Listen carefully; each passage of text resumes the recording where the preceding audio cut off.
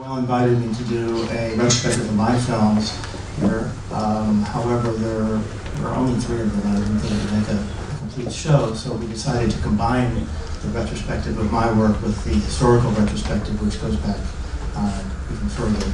And you'll get to see how this art form of abstraction and visual music was expressed throughout the entire history of filmmaking and animation. I hope you all make it and get somewhat of a historical overview of what's been happening before the Barcelona festival here.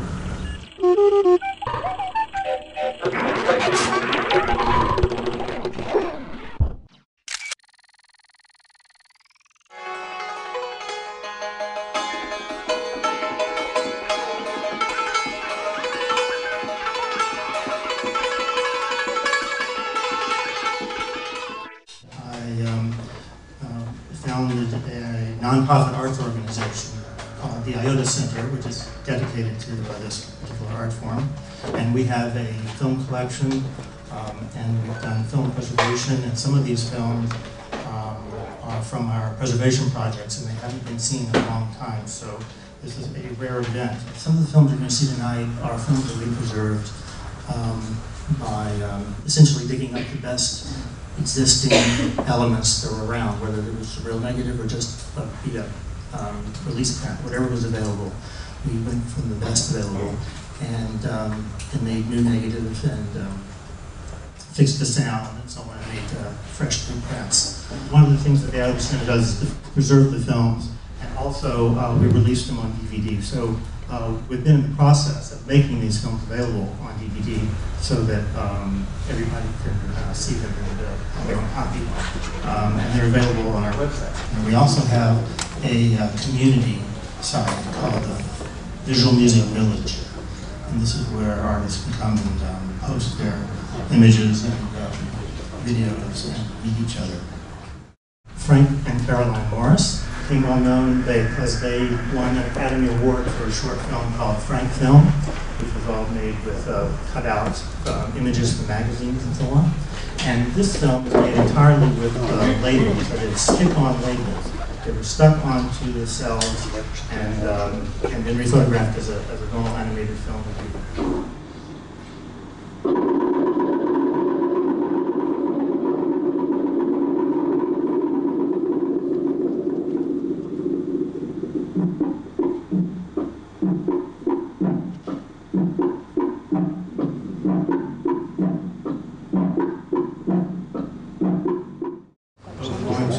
Begin with one film that I worked on by an artist by the name of John Whitney. He is a pioneer in the field of computer art and computer animation, starting with analog computers in the 40s and 50s and then moving to digital computers in the 60s. And probably the first artist in residency at a computer company in 66. He made a film, Permutations, and inspiration to a couple generations, like several generations of computer animators. When I met him in the 70s, it was my privilege to work with John, and on this particular film I did the computer programming with him.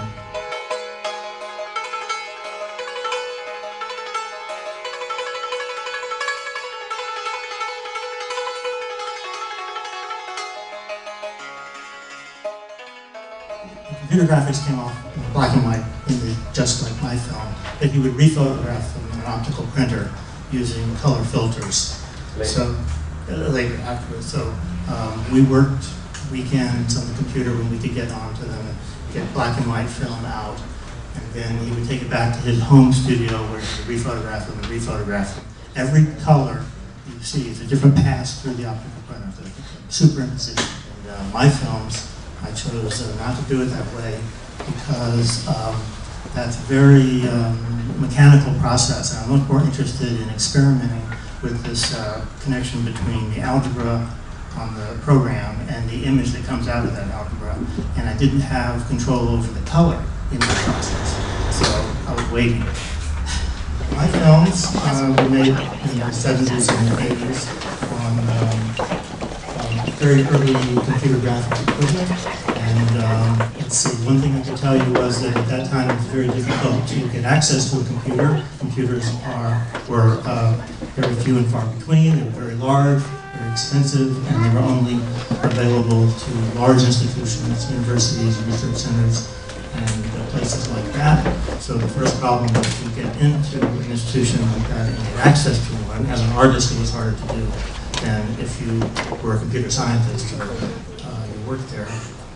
Then once you got access to the computers, you had the problem of dealing with a very early, crude technology. There was no software that we're familiar with today, like Photoshop or After Effects or anything like that for making films. You just had a computer language and you just wrote your own programs.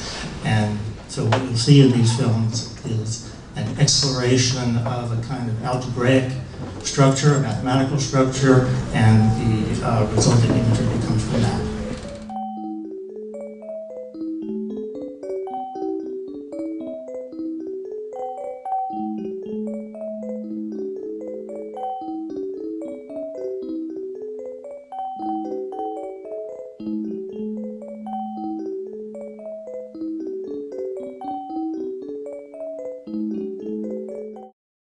Jules Engel worked as both a fine artist and a commercial artist. As a commercial artist, he worked for Disney and worked on Fantasia and films like that in Hollywood. Also was part of the founding group of the innovative UPA studios. They broke away from Disney and were sort of the anti-Disney. They did simpler render films like Madeline and Mr. Magoo and things like that. He also had a huge body of work that he produced of fine art films, these short films that are abstract, and it mimics a lot of what he was doing in the world of painting. He was one of the Los Angeles post-World War modernists.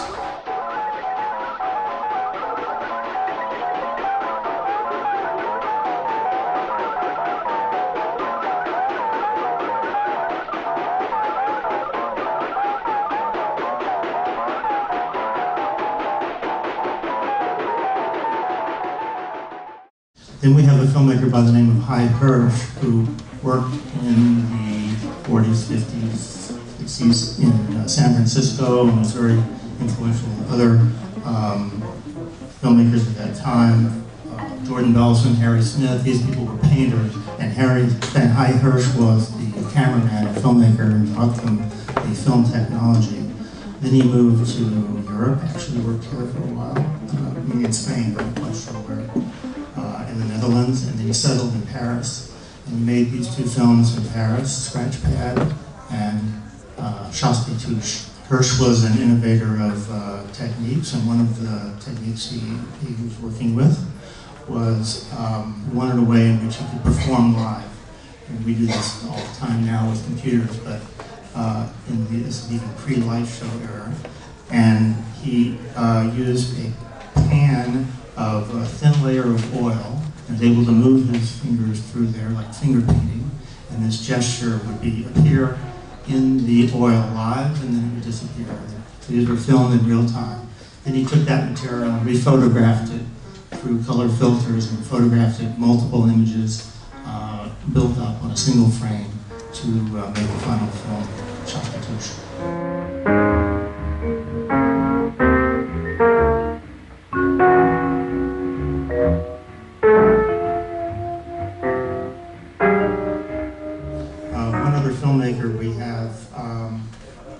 Adam Beckett.